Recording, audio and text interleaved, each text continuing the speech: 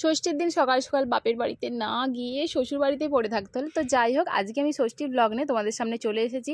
আর আমার শ্বশুর বাড়িতে কী কী রান্না করেছি তোমরা দেখতে থাকো। আর এটা কিন্তু সকালবেলার মধ্যেই 9টার মধ্যেই সব কিছু আমার কমপ্লিট হয়ে গিয়েছিল।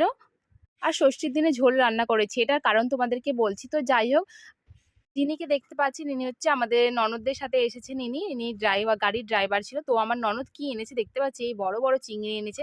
তো আমাদের মায়েদের জন্যও এনেছে আর আমাদের বাড়ির জন্যও এনেছে।